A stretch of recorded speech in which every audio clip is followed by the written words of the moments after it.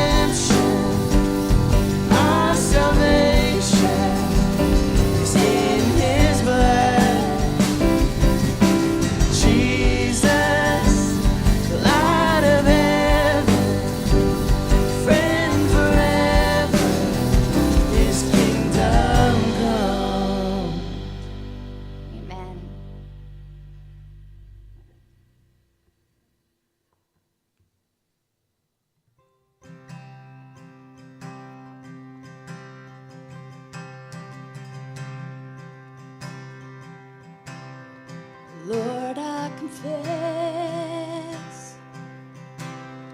I've been a criminal.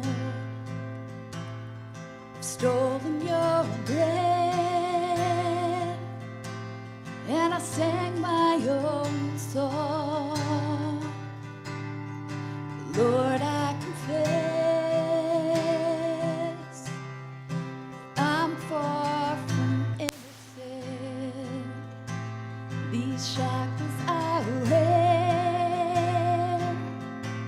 I bought on my own.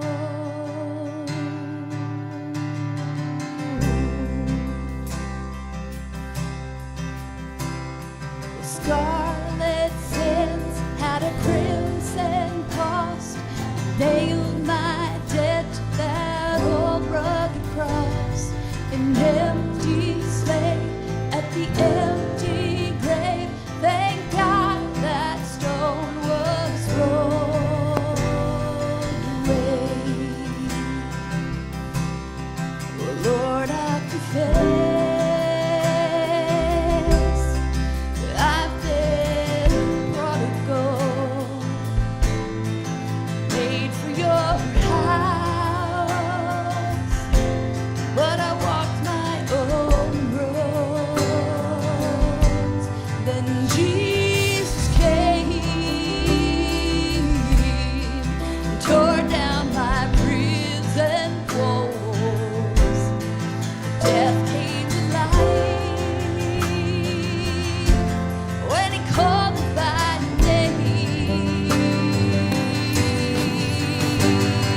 Scarlet sins had a crimson cost, nailed my debt to that old rugged cross, an empty slave at the empty grave. Thank God that stone was rolled away.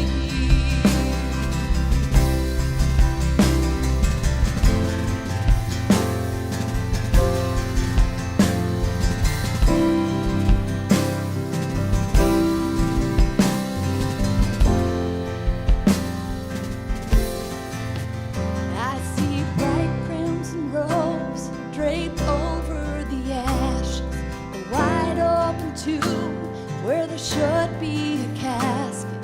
The children are singing and dancing and laughing.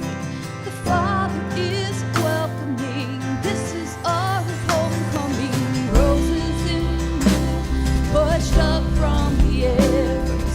Rivers of tears flow from good times remembered. Families are singing and dancing and laughing. The Father is welcoming. This is our homecoming.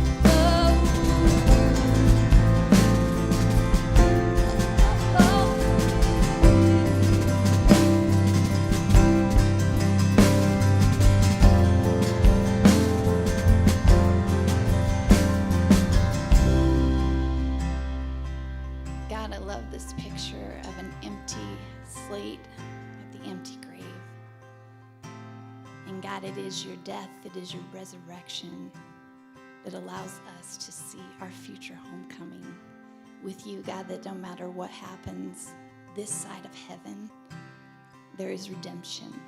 There is goodness. We will be in the presence of love. We gather in this place this morning, God, to remember that, to thank you for it, and God, to learn from you.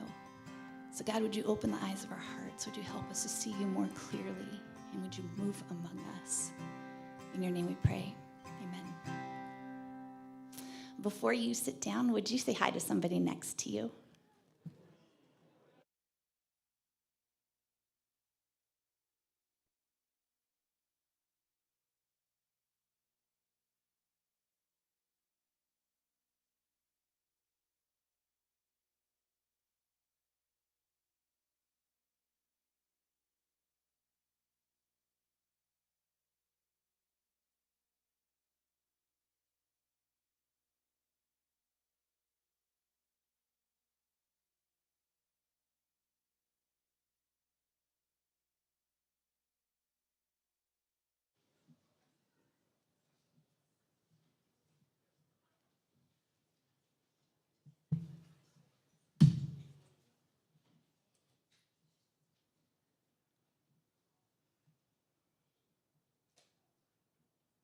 That's kind of microscopic.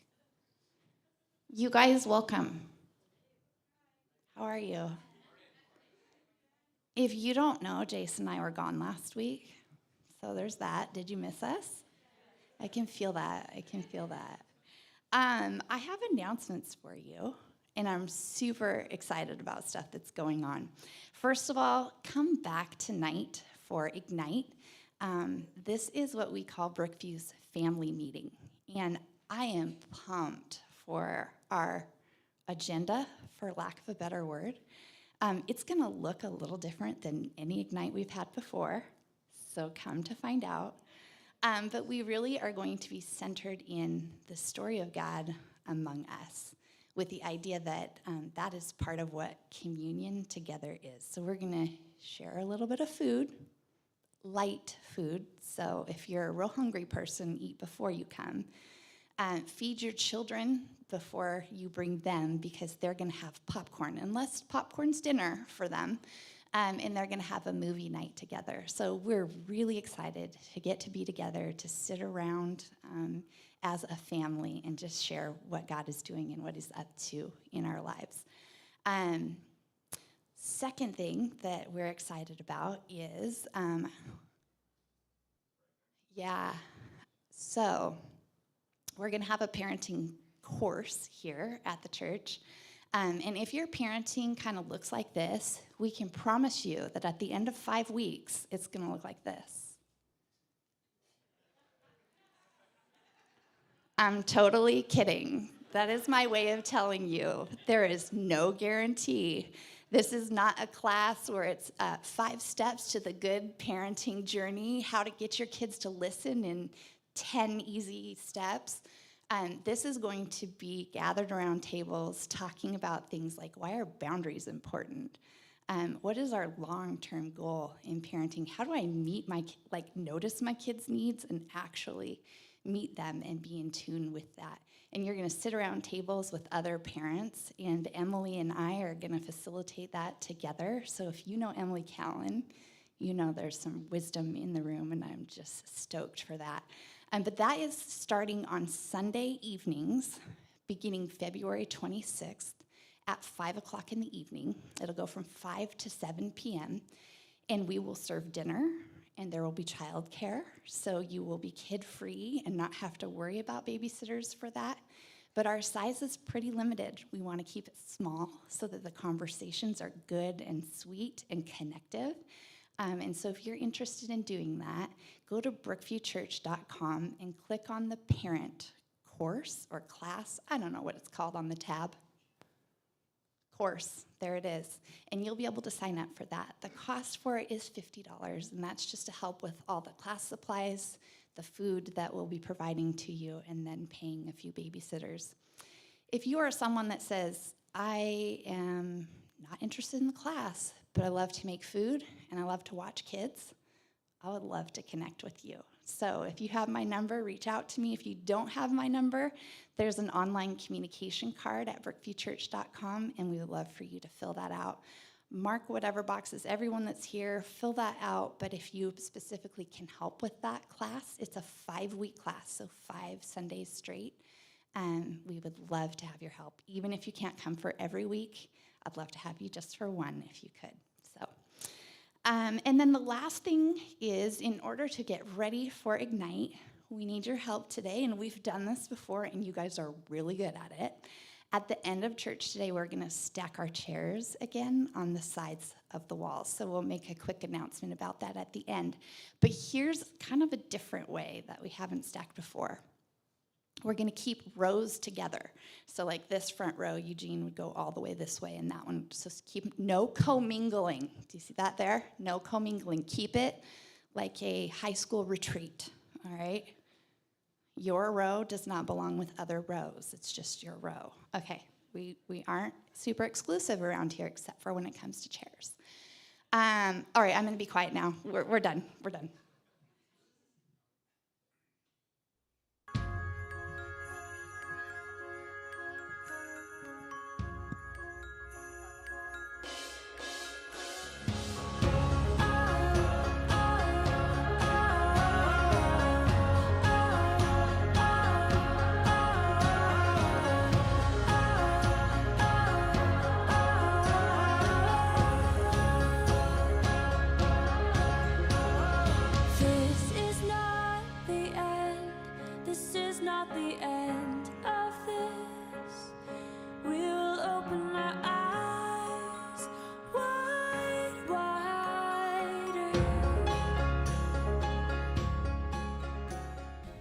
How many of you guys were here last week?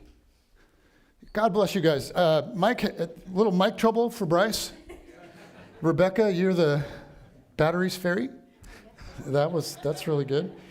Just was having a little trouble with the mic just now, so hopefully it'll last this morning. If not, I'm going to shout, and it's going to be awesome. So a few years ago, our church spent a season thinking about blood and thunder. And I just want to say, if you were here for that season, and you know what I'm talking about, you were here and you were part of that, would you stand up real quick? Normally we don't do this, but...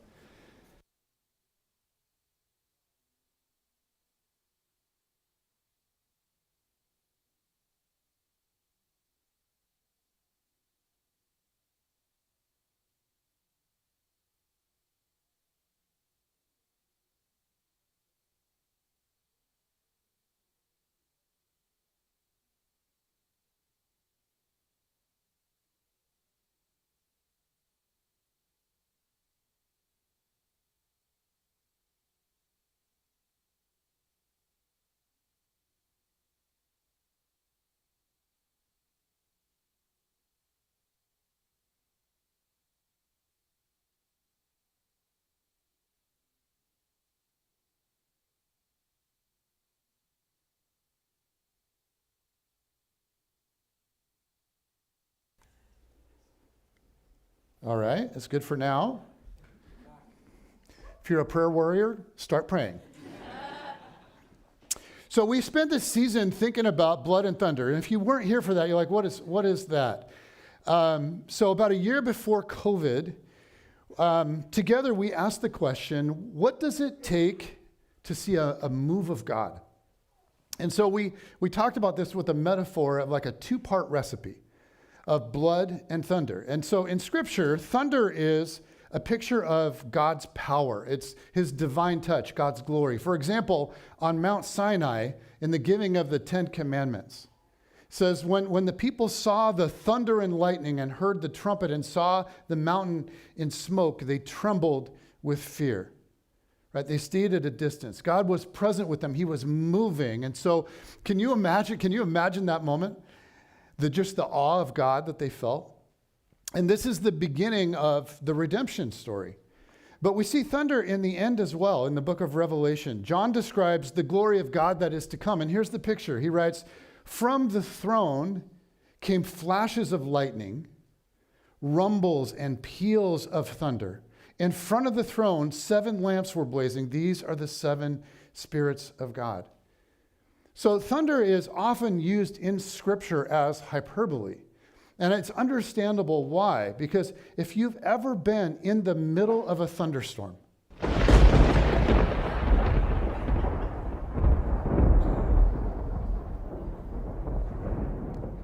there's something about it that demands your attention, right? There's something inside all of us that responds to the rumble of thunder. Thunder has a way of reminding us that we're small, that we're human, that we can't control it and we don't manufacture it. There's kind of a mystery to the occurrence of thunder. And so several years ago, we thought of thunder as what only God can do. Right? It stands for what's outside of us, outside our capabilities. Because one thing is clear in Scripture: God is bigger than we are. He's eternal, He's all-powerful, He's present everywhere. He is the Alpha and the Omega, the beginning and the end. Okay, so that's thunder. What about blood? Well, blood is a picture of life. Blood is a picture of sacrifice. It says in Leviticus, "For the life of a creature is in the blood." And in the New Testament, Christian service is often described as sacrifice, right? In the Old Testament, they sacrificed what? Animals, right? Sheep, deer, goats, right? And so they shed their blood as an offering to God, a picture that pointed forward to the eventual sacrifice of Jesus. But after the ultimate sacrifice of Jesus, we no longer sacrifice animals. Instead, Jesus' followers are invited to become living sacrifices, to live in such a way that our whole lives glorify God. Paul writes, "Therefore I urge you, brothers and sisters, in view of God's mercy, to offer your bodies as a living sacrifice, holy and pleasing to God. This is your true and proper worship." Paul encourages us to say, "Jesus, in response to your goodness and love for me, I want to offer you my entire life as a sacrifice to you. I want to offer to you everything that I have, everything that I am. I'm yours. My life is a living sacrifice." So in this sense, blood is what God asks us to do. So blood is what God asks us to do. And I believe that if you take those two elements, blood and thunder, you take what we are called to do and we do it, and then you mix it with what only God can do and He does it, there's great power. So blood plus thunder equals a move of God. But what often happens is people kind of focus on one to the exclusion of the other. Some people behave as if it's all about God's power, like His sovereignty. And so they just sit around doing nothing, waiting for God to do something majestic. They don't take risks in faith or act or respond in obedience or move a finger. They want God's thunder, but they offer no blood. On the other hand, some people live as if like it's all up to me. And they work and they strive and they clamor and they effort, but there's no prayer, there's no worship, there's no sense of, no fasting, no sense of, I need God, we need God. And lo and behold, the results of their endeavors end up very human, very natural. There's a lot of blood, but there's no thunder, no supernatural. So here's the thing. God is inviting every one of us to go on a supernatural journey. He longs to wrap us in His thunder as we continuously offer our blood.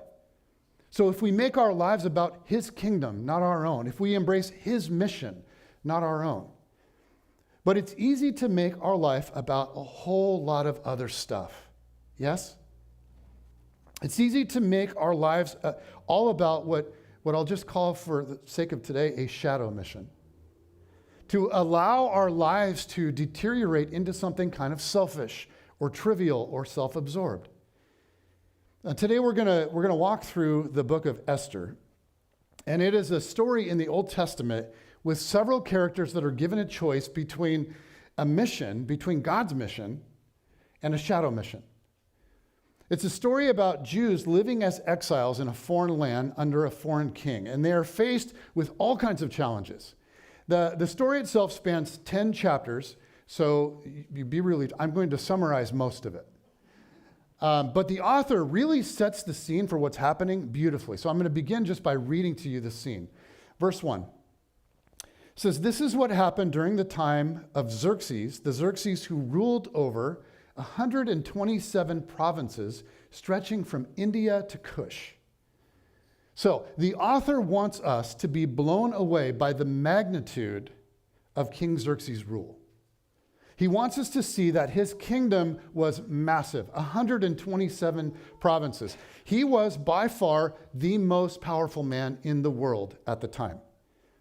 And he loves to show off his power and wealth. Verse 2. "At that time, King Xerxes reigned from his royal throne in the citadel of Susa. And in the 3rd year of his reign, he gave a banquet for all his nobles and officials, the military leaders of Persia and Media, the princes, and the nobles of the provinces. All of them were present. So he calls together like the who's who from the entire kingdom to party. And it says, verse 4, "For a full 180 days, he displayed the vast wealth of his kingdom and the splendor and glory of his majesty." Okay, can you guys imagine 180 straight days of partying? Is there anything in our world that would even compare to that? Yes, sir. It's like a typical freshman year at Wazoo.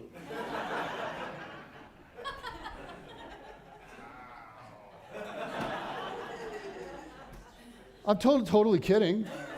I mean, I love the Cougs. Someone pointed out this morning that the chairs are a little bit Coug color and was wondering if we could go with more of a straight purple. Maybe with some gold in there for the royalty of God. 180 days. So, verse 5. "When these 180 days were over, the king gave a banquet lasting 7 days in the enclosed garden of the king's palace for all the people from the least to the greatest who were in the citadel of Susa." So after 180 days of partying with the elite of society, the king shows off even more, and he invites the entire city to the palace garden to party for 7 days. And this party gets described in elaborate detail. So notice the extravagance of this thing. Verse 6, "The garden had hangings of white and blue linen, fastened with cords of white linen and purple material to silver rings on marble pillars. There were couches of gold and silver on a mosaic pavement of porphyry, marble, mother of pearl, and other costly stones. Wine was served in goblets of gold, each one different from the other, and the royal wine was abundant in keeping with the king's liberality. By the king's command, each guest was allowed to drink with no restrictions, for the king instructed all the wine stewards to serve each man what he wished. Queen Vashti also gave a banquet for the women in the royal palace of King Xerxes." So while all this was going on, Queen Vashti was throwing a nice little soiree for all her lady friends. And it says in verse 10 that on the 7th day of all this, when the king was in high spirits from wine, he sends from Queen Vashti. So he's been showing off his possessions all week long, and now he wants to show off his ultimate possession. And what do you guess he wanted to show the people about Vashti? You think it was her intellect? Did he call her in to solve impressive, difficult math equations? Not so much. It says he called her, verse 11, in order to display her beauty to the people and nobles, for she was lovely to look at. Now, a shocking thing happens, and this is where the story turns. Vashti says, "No. Come parade myself before a mob of good old boys after 7 days of Miller time? I don't think so." Right? So how does the king respond? Does he say, "Oh, you're right, sweetheart. That was insensitive and chauvinistic. I'm so sorry. Please forgive me, honey"? Not a chance. It says, the king became furious and burned with anger. Why? because this struck at his sense of power and dominance and control. It made him look weak. It ate away at his image, his shadow mission. So, verse 13, since it was customary for the king to consult experts in matters of law and justice, he spoke with the wise men who understood the times. And the writer wants us to catch the irony in all of this. The most powerful man in the world can't control his wife. So he goes to the Supreme Court and makes it a matter of state. Guys, what am I going to do with my wife? She won't listen. And check out the response of his advisors. They say, Queen Vashti has done wrong, not only against the king, but also against all the nobles and the peoples of all the provinces of King Xerxes. For the queen's conduct will become known to all the women. And soon they will despise their husbands and say, King Xerxes commanded Queen Vashti to be brought before him, but she would not come. This very day, the Persian and Median women of nobility who have heard about the queen's conduct will respond to all the king's nobles in the same way. There will be no end of disrespect and discord. King, if you don't get a handle on your wife, we're all in trouble. Therefore, if it pleases the king, let him issue a royal decree, and let it be written in the laws of Persia and Media, which cannot be repealed, that Vashti is never again to enter the presence of King Xerxes. She's going to be really disappointed about that. Also, let the king give her royal position to someone else who is better than she. When the king's edict is proclaimed throughout all his vast realm, all the women will respect their husbands from least to the greatest. Yeah, that's going to happen. And part of what's happening in the story is that the writer is showing us what absolute brown-nosers these advisors are. Right? They say to him, let this edict be proclaimed throughout your vast realm.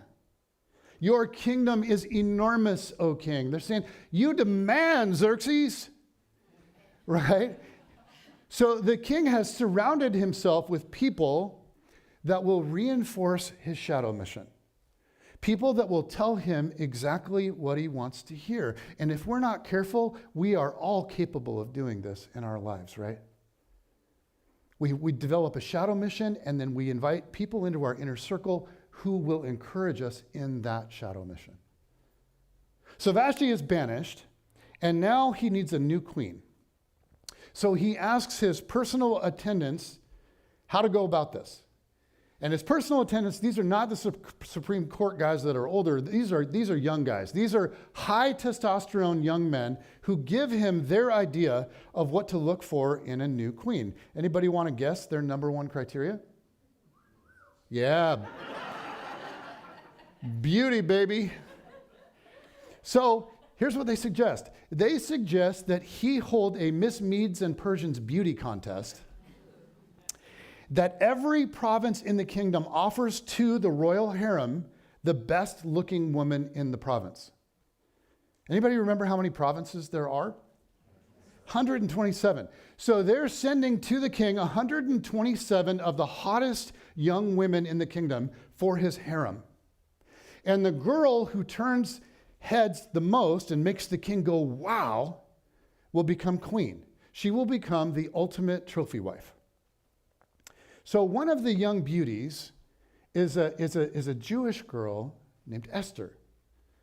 We're told that she's an orphan girl, that she's raised by her cousin Mordecai. And we'll come back to Mordecai. He becomes important in this story later. But let me set this up for a little bit, because this is kind of a big deal. This whole preparation to go in before the king, this is not a casual thing. This is the date of a lifetime. And so I just have a couple of questions about dating for our lady folk in here. Just a little honesty time. Think about the amount of time you spend preparing for a date. Okay, so let's get it all in there. Bathing, hair, makeup, wardrobe selection, accessories, perfume. What am I missing, ladies? Shoes. That came from Brian Durr, by the way. God bless you, Kelly.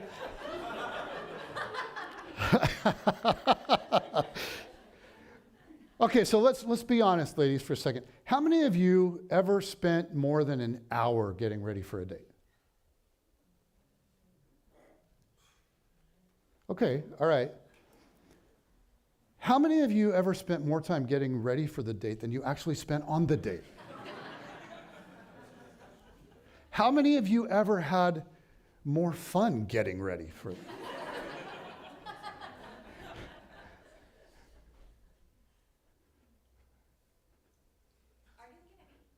I'm just glad you didn't raise your hand on that. But if you did, I'm sure it was one of those other guys. Okay, here's the prep time for Esther, for this date. Check this out. Verse 12, chapter 2, verse 12. Before a young woman's turn came to go into King Xerxes, she had to complete 12 months of beauty treatments prescribed for the women, 6 months with oil of myrrh, and 6 with perfumes and cosmetics. That is a lot of pressure for a first date, I'd say. But Esther is eye-poppingly beautiful, and she is chosen as the new queen. Her apparent mission is to be eye candy for the most powerful man on earth and to enjoy the luxury of palace life. And so you expect a life of comfort and lavishness for her. You expect this to be a happily ever after story. But there is a dark character in this story, and his name is Haman. He's King Xerxes' right-hand man, and he also has a shadow mission. Haman has an insatiable appetite for being praised and glorified. In fact, he can't sleep at night because all the king's men bow and worship Haman except one, and it happens to be Esther's cousin Mordecai. Mordecai is also a royal official whose job is to sit at the city gate. In fact, he had at one time discovered a plot to assassinate King Xerxes. He exposed it and he saved the king's life. So Esther's cousin Mordecai is kind of a big deal. And Mordecai refuses to bow down to Haman. So check this out. We're told, verse 5, when Haman saw that Mordecai would not kneel down or pay him honor, he was enraged. Yet having learned who Mordecai's people were, he scorned the idea of killing only Mordecai. Instead, Haman looked for a way to destroy all Mordecai's people, the Jews, throughout the whole kingdom of Xerxes. So he goes to Xerxes and he asks him to issue a royal decree to not only kill Mordecai, but all of Mordecai's people, all the Jews. Now, the king doesn't really care about justice. He's just not somebody who cares about that. He doesn't even know what people Haman's talking about. So he thoughtlessly issues the decree. He issues the decree of genocide. He orders the death of all of the Jews in the entire kingdom. Now Mordecai gets word of the decree, and he instantly sends a message to Esther. He says, you have to go to the king, and you have to get him to change his mind. But this is no simple request. As Esther explains in response back to Mordecai, she says, all the king's officials and the people of the royal provinces know that for any man or woman who approaches the king in the inner court without being summoned, the king has but one law, that they be put to death, unless the king extends the gold scepter to them and spares their lives. But 30 days have passed since I was called to go to the king. So Esther's saying, look, Mordecai, you don't just barge into the royal chambers and talk to the king. You have to be summoned. You only talk to the king at his request. Anything else is a death wish. Unless he happens to extend the golden scepter when he sees you, if you barge into the king, you die. And so Mordecai, you need to know he has not called on me for more than 30 days. She's saying, I'm not naive. I know he's got a large harem of young, beautiful women, and he is not a one-woman kind of guy. So apparently, he's not as into me as he once was. And you want me to barge into the king's chambers and tell him that he's made a mistake, that he doesn't know how to rule his kingdom? That's not going to work. That's suicide. But Mordecai pushes back. He refuses to relent. He reminds her of what's on the line. He reminds her that her life is no accident, that God is with her, and that God has orchestrated her life even to the point of her becoming queen. And he says, and who knows but that you have come to your royal position for such a time as this. Esther, the fate of our people is in your hands. You didn't ask for this responsibility, but here it is. Esther, you've not been brought to this point in your life for comfort and luxury. You've not been brought to this point in your life just to become the most desirable and attractive woman in the kingdom. So don't let your success at fulfilling society's stereotype for women blind you to what God says your life is all about. Do not become diverted by a shadow mission. And Esther says, you're right. You're right, but I can't do this thing on my own. I need God to move. And she's essentially saying, I will offer my blood. I will take the risk, but I need God to bring the thunder. It's this amazing moment, right, of faith and courage. She says, go gather together all the Jews who are in Susa and fast for me. Do not eat or drink for 3 days, night or day. I and my attendants will fast as you do. When this is done, I will go to the king, and even though it is against the law, and if I perish, I perish. Now you think about the courage of Esther in this moment. I will not allow my life to deteriorate into a pursuit of comfort and elegance. Right? There is way too much at stake in the world. So as terrifying as this is my calling. I will risk my life. I will go to the king, and if I perish, I perish. So she offers her blood and begs God to bring his thunder. So Esther starts fasting and praying, and Mordecai is fasting and praying, and all the Jews throughout the capital city are fasting and praying, and they are crying out to God to do what only God can do. They are crying out to God to bring his thunder.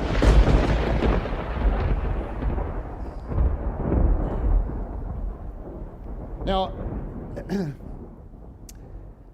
I taught on this idea at like a pivotal time in our church 4 years ago. And we came together and we fasted and we prayed and God moved. And I just want us I want to recap what happened. Because you guys, when you think about all that happened, it was nuts. When Brookview started, we met at Linwood High School for 12 years. Don't let that number just go over your head. 12 years we met at Linwood High School.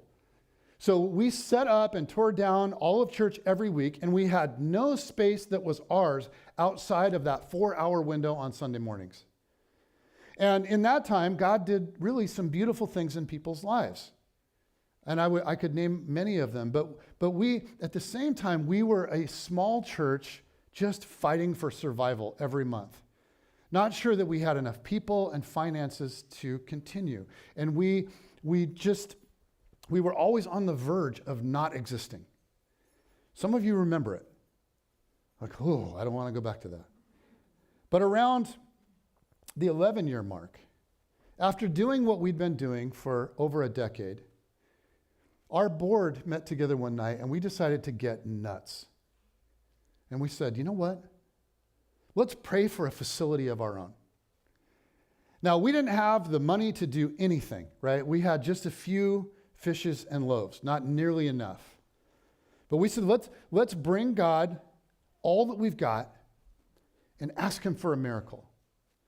Let's ask God to do what only he can do. Let's not just sort of give lip service to this. Let's really, really pray every time we meet and in between. So a few months later, Ann Herbig, who was on the board at the time, came into our board meeting and said, hey, the church right next to my house in Briar is vacant. It's just sitting there. You guys want me to look into it? And we were like, okay, sure. I mean, what can it hurt, But if it is available, we can't possibly afford it. Like, we pay $1,700 a month for Linwood High School just to use it for four hours a week. And even with that, we're barely surviving. But what the heck? I mean, go look at it. And amazingly, you guys, make a very long story short, we were able to rent this space from the church that outgrew it and moved.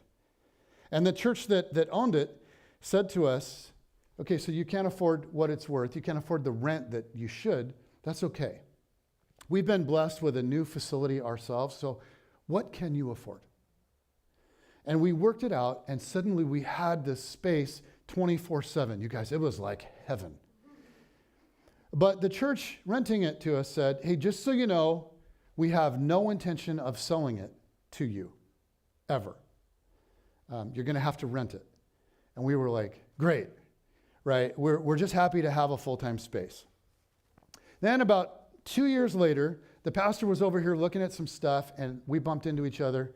And he said, hey, you know what? Just to let you know, we're thriving in our new space, and we're seeing less and less of any potential need for this space. And so I know that I said we don't want to sell it, but if we did, would you guys want to buy it? And I said, oh, sure. Yes, of course. But we can't afford it. So he says, well, what can you afford? Come up with that and let's talk. And again, to make a very long story short, we gathered as a church and we fasted and we prayed. And we spent several months crying out to God to bring his thunder. We also all started praying about what we might be able to give financially as individual families. We started thinking about sacrifice, extra giving, blood. And you guys, crazy stuff happened. It turned out the building was worth $1.4 million. There was no freaking way that our little church could possibly do that. But guess what? They agreed to sell it to us for $650,000. Less than half of its value. Then out of nowhere, our denomination said, there seems to be momentum behind what you guys are doing, and we want to get on board with this. Here's a $150,000 grant. Here you go.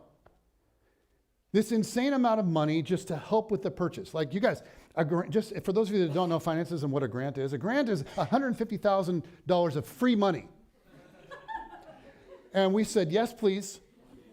And then we came together as a church to put our money together. And you guys, this itty-bitty, teeny-tiny little church on top of what everybody was already giving just to keep us going at the time, this little tiny church pledged over $360,000. And so not only were we able to make our down payment, and not only did we secure a reasonable interest loan, but we had enough in there to be able to hire a third staff member.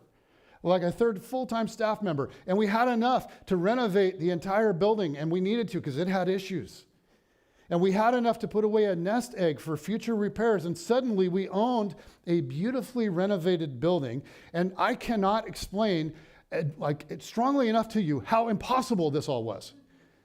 But the real beauty was that amid thinking all about Blood and Thunder, as a little church community, we had to answer vital questions. We had to when people are thinking about ponying up more money, we have to be thoughtful about what the heck we're doing. So we had to ask questions together and wrestle with questions together like, what do we exist to do? How do we do it? Why does it matter? And what might happen if we were successful and God moved among us? And we started to get deeply unified around our mission together. Passion, vision, anticipation, a willingness to sacrifice. And suddenly we were a church thoroughly united around vision. Not just a group of people who had some shared preferences, but what became most important for us wasn't church style. It was what God was calling us to do and be together. Okay, so fast forward about 9 months. When COVID hit, we were suddenly postured so well to be able to walk through it. Like, if you think about this, if we had still been in a school, you guys, we would have had nowhere to meet. No churches were allowed in schools for like 2 years. We would have had no space whatsoever.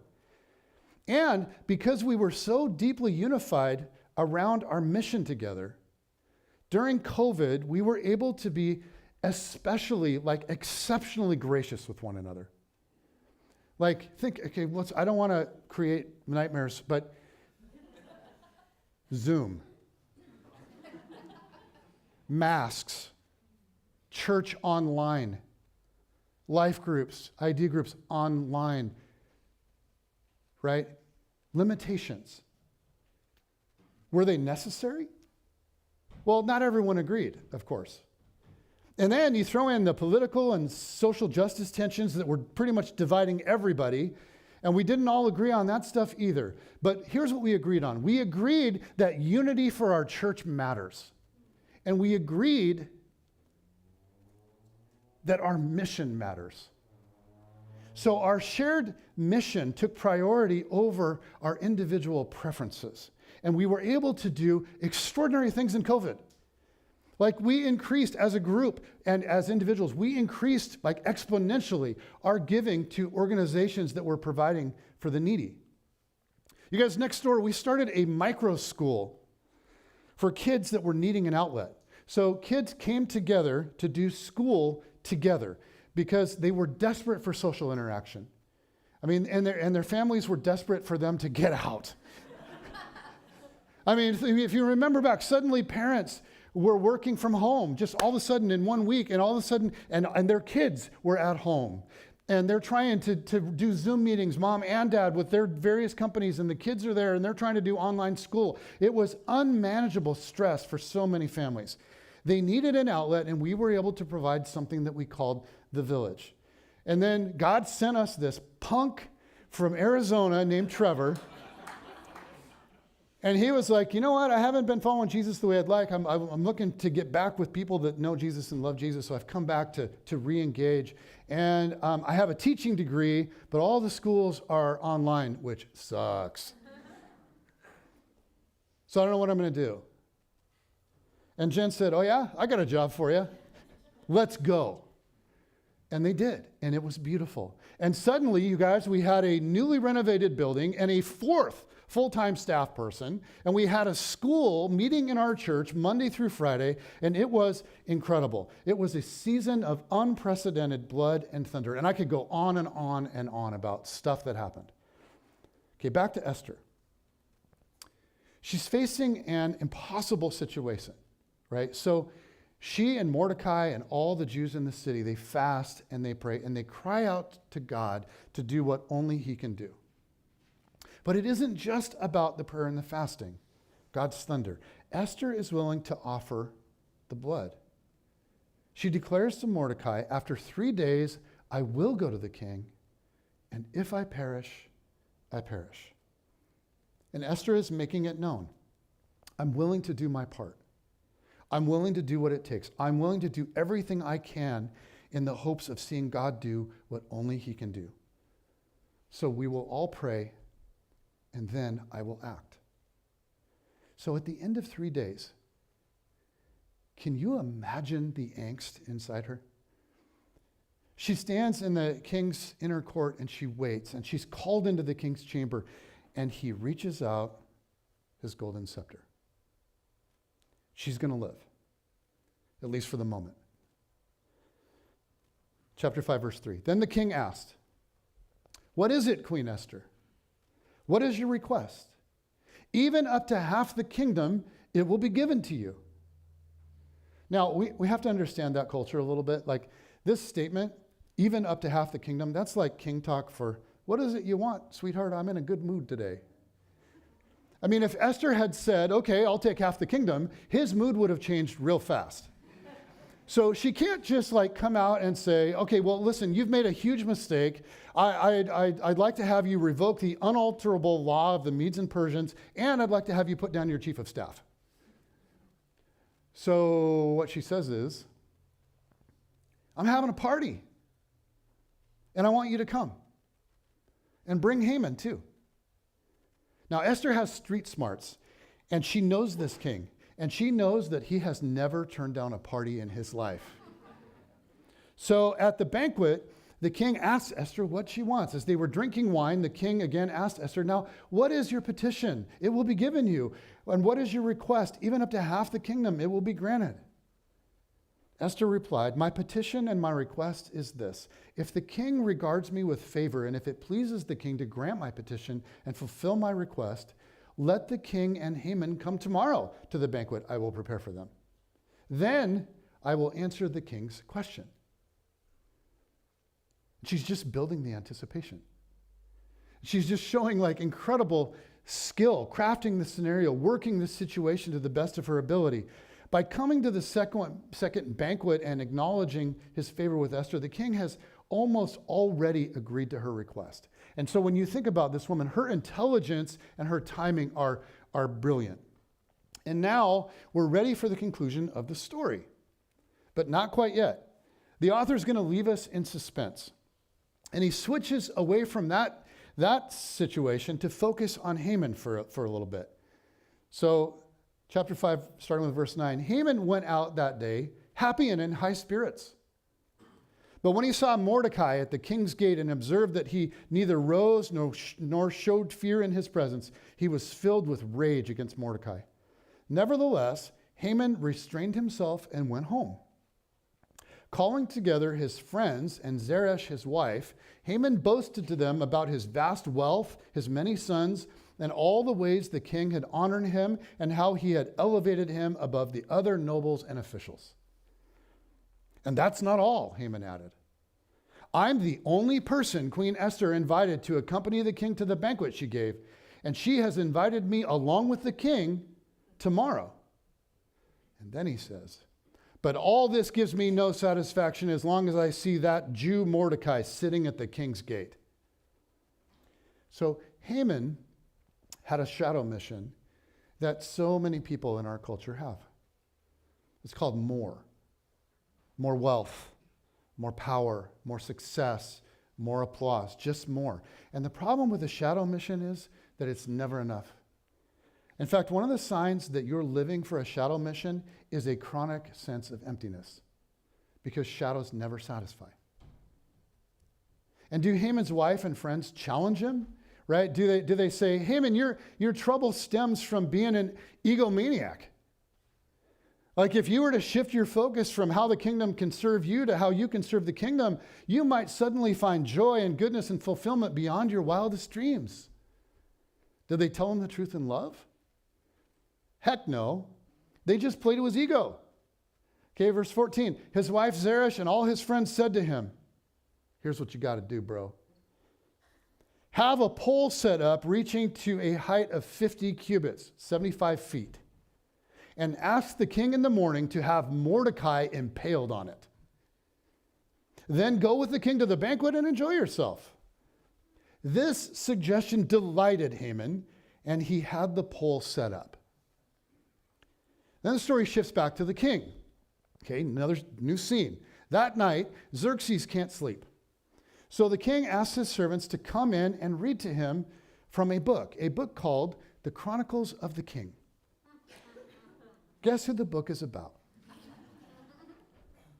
His servants say, well, what shall we read to you? And he says, let's read that book about me.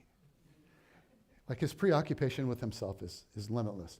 So as they're reading about the king, they come across the story of Mordecai, about how one time he exposed a plot to assassinate King Xerxes. And suddenly, as they're reading, King Xerxes thinks, you know what? Mordecai was never properly honored or thanked. We should do something special for him. Next scene. Haman shows up, but he doesn't know about the king's reading. Okay? Chapter 6, verse 6. When Haman entered, the king asked him, hey, you're a smart guy. What should be done for the man the king delights to honor? Now Haman thought to himself, who is there that the king would rather honor than me? So he answered the king, for the man the king delights to honor, have them bring a royal robe the king has worn and a horse the king has ridden, one with a royal crest placed upon its head. Then let the robe and horse be entrusted to one of the king's most noble princes. Let them robe the man the king delights to honor and lead him on the horse through the city streets, proclaiming before him, this is what is done for the man the king delights to honor. What a fantasy. And the king says, hey, that's a great idea. So imagine this moment. That is a great idea, Haman. The man I delight to honor is Mordecai. You pull the horse. And from here, it's all downhill for Haman. After he parades Mordecai through the streets, Esther holds the banquet the next night, and now the time is right. And so she tells the king about the plot to destroy her people. And she reminds the king that the edict still stands. And the king says, who would do such a thing to you and your people? And she points and she says, this wicked Haman. And Haman ends up being impaled on the pole he built for Mordecai. Mordecai then gets appointed to be the new right-hand man to King Xerxes. The king reverses his edict to kill the Jews and instead makes an edict that all Jews are to be highly honored. And we're told, and this is nuts, we're told that people all over the land committed themselves to the God of the Israelites. And in the end, God is glorified all throughout the kingdom. All because one man was willing to name reality to a young woman. Perhaps you have come to your position for such a time as this. And one woman said no to a shadow mission of safety and security and wealth and status, and yes to following God. The truth is, our lives are always a part of a bigger story. And we don't get to see how God is working behind the scenes. Right, and this is what's going on in the story of Esther. You guys know that Esther is the only book in the Bible that never mentions the word God. And I think it's for a reason. I think it's because, as is often the case in our lives, God is hiding just off stage. Like you can't see him, but he's behind the whole story. I mean, think about it. How is it that of all the women in the empire, a Jewish girl named Esther is the one who becomes queen? How is it that of all the men in the royal guard, it's Mordecai that saves the king from assassination?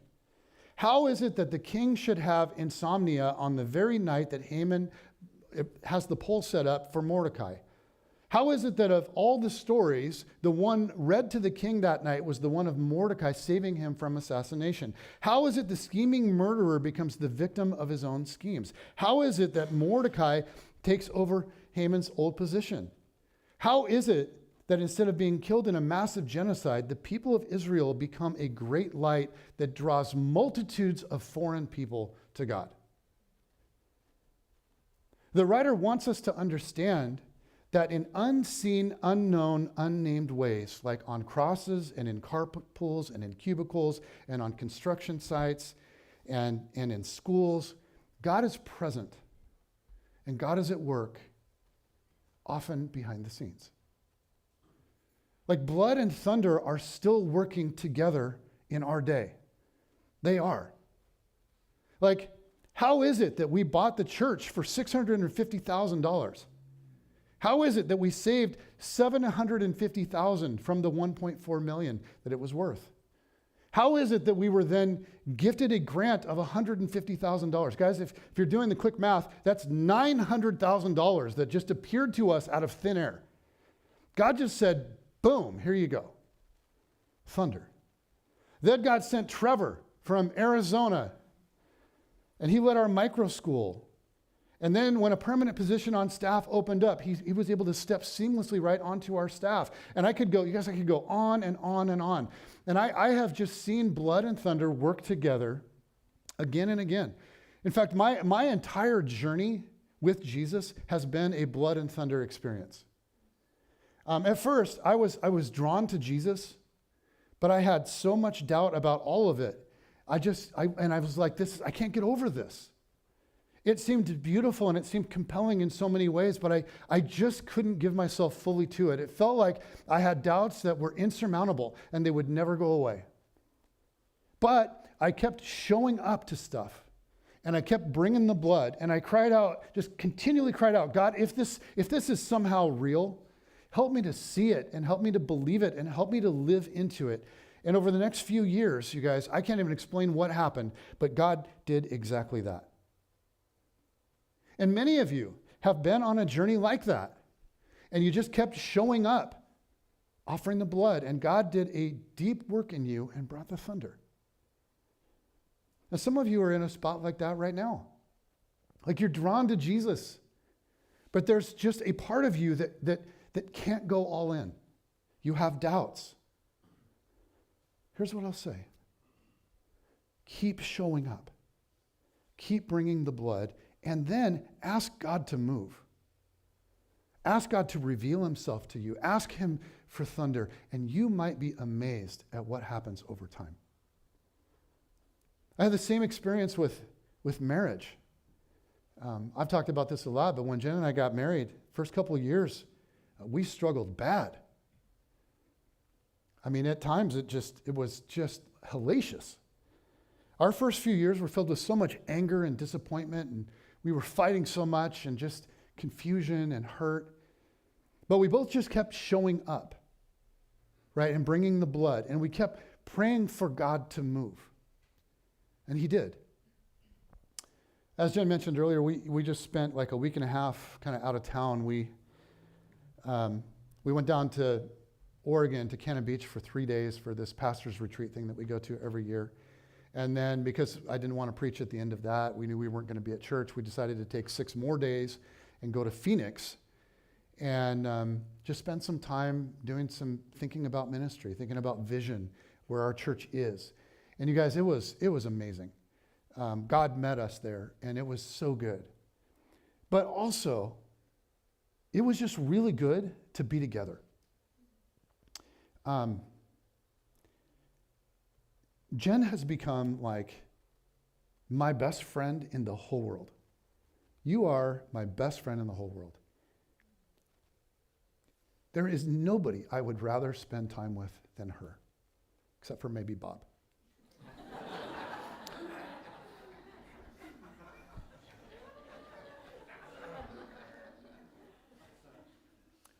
I mean, I can't imagine a marriage that's more beautiful than what we have. And you are an amazing person, but you were not at first.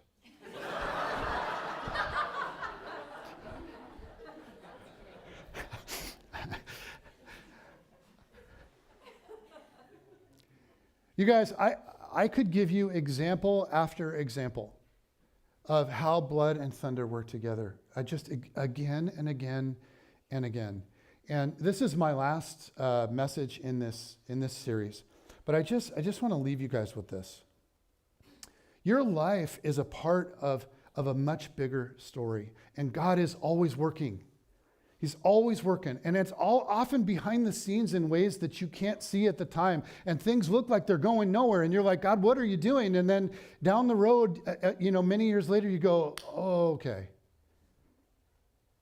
So when you bring the blood and you do your part and then cry out for thunder and ask God to do what only he can do, what I'm telling you is crazy stuff happens over time. I have seen it again and again and again. So as we think about Met-a-mor-fo and we think about a better you and transformation, this is what I will tell you. You put those two things together and it is the best version of you. Some people deny God's activity in our world. And they say, all that stuff, even all the stuff that I talked about this morning, it's just coincidence, right? Or it's just placebo. But here's what I've experienced in my life. When I do what God says to do, and when I ask him to do what only he can do, there is an amazing increase in coincidences. Blood and thunder are a powerful combo. Father in heaven,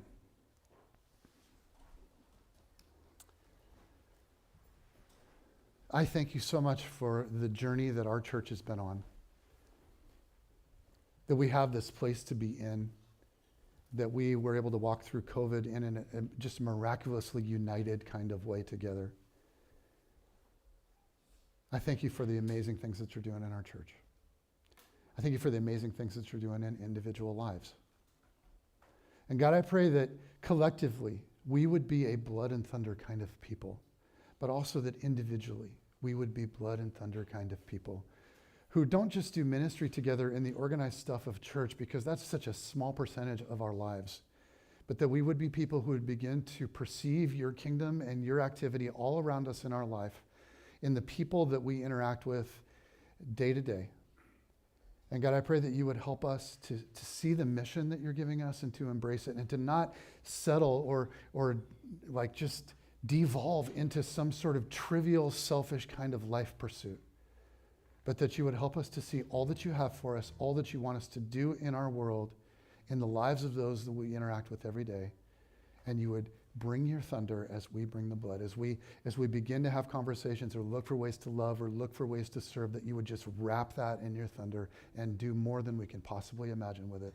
God, imagine if all of us in this room went into our world and did what we just offered, the few fish or bread of loaves. And then you just multiplied that and multiplied that and multiplied that. I think that's how this is supposed to work. So God, help us live into it in a powerful, powerful way. Amen.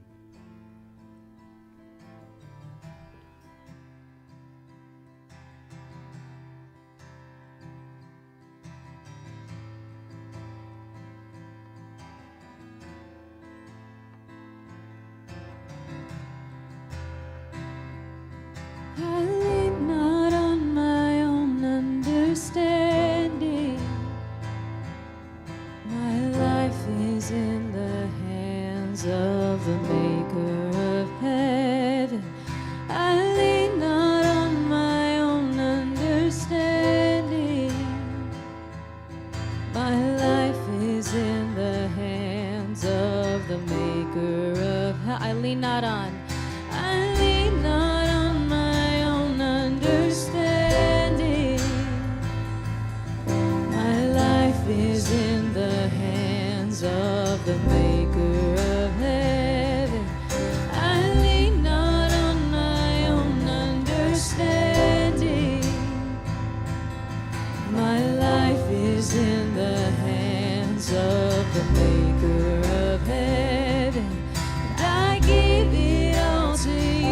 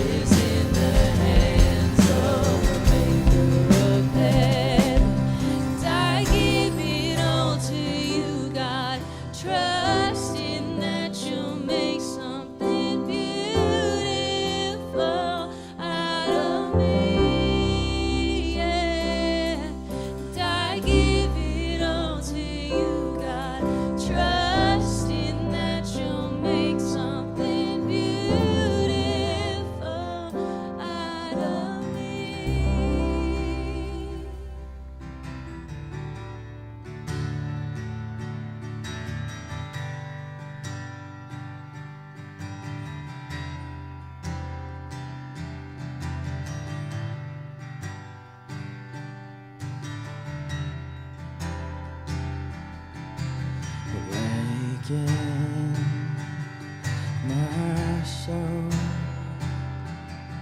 Come away.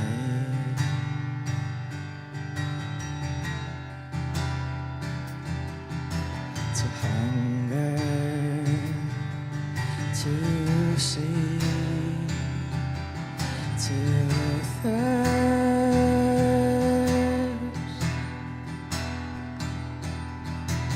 Awaken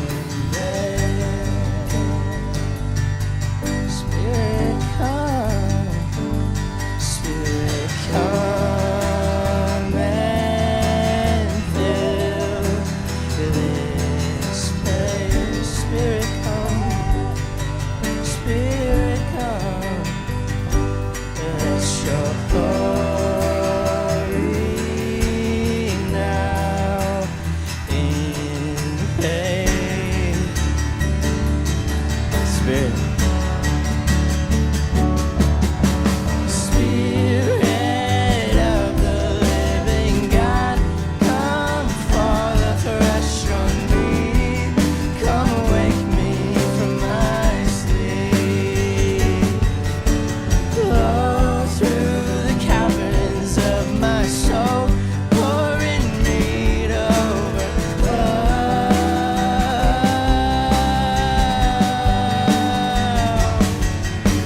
Spirit of the living God, come fall afresh on me. Come wake me from my sleep. Blow through the caverns of my soul, pour in me to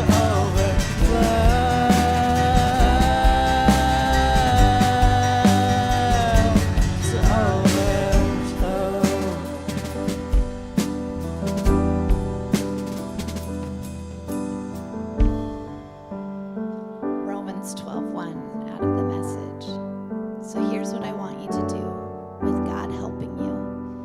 Take your everyday, ordinary life, your sleeping, eating, going to work, and walking around life, and place it before God as an offering.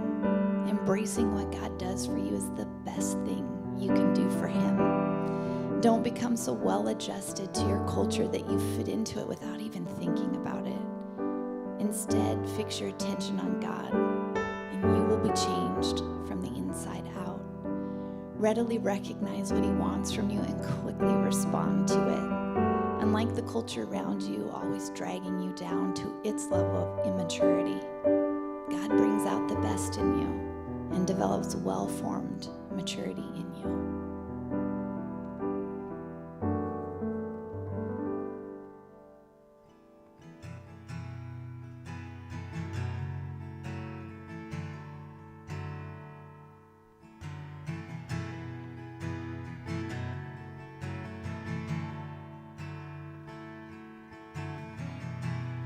Can't go back to the beginning. Can't control what tomorrow will bring. But I know here in the middle is a place where you promised to be. Not enough unless you come. Will you meet me here again? 'Cause all I want is all you are. Will you meet me here again? As I walk. As I walk now through the valley, let your love rise above every fear. Like the sun shaping a shadow in my weakness, your glory appears. Not enough unless you come. Will you meet me here again? 'Cause all I want is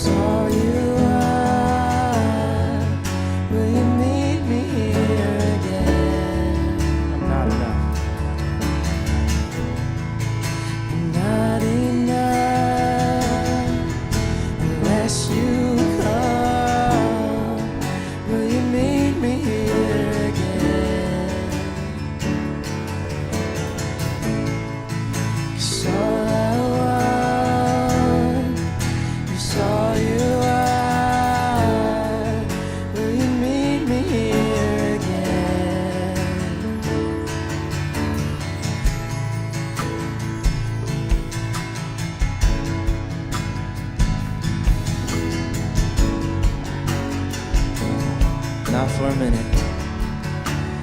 Not for a minute was I forsaken. The Lord is in this place. The Lord is in this place. Come, Holy Spirit, dry bones awaken. The Lord is in this place. The Lord is in this place. Not for a minute, not for a minute was I forsaken. The Lord is in this place. The Lord is in this place. Come, Holy Spirit, dry bones awaken. The Lord is in this place. The Lord is in this place.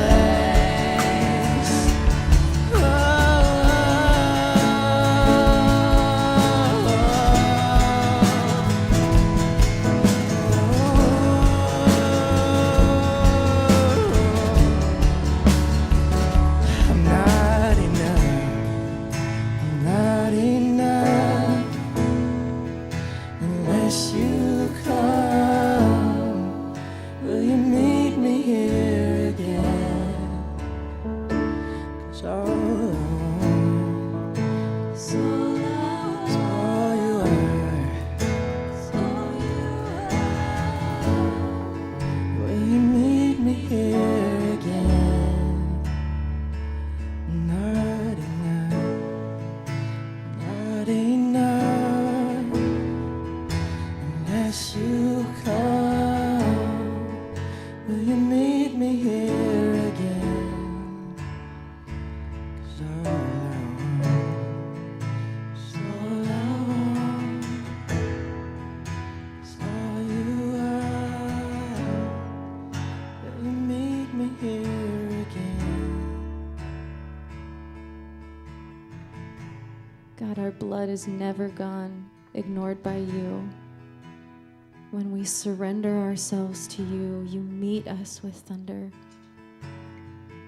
So may we continue to recognize and praise that. May we celebrate this reality that our shadow mission will never bring fulfillment to our lives, because my life is not my own. It is always a part of a bigger story. You're there. You've always been there. We praise you, Father. Your name alone. Amen. You're out of here. If you can help us stack the chairs, that would be awesome. We'll see you tonight at 6 o'clock.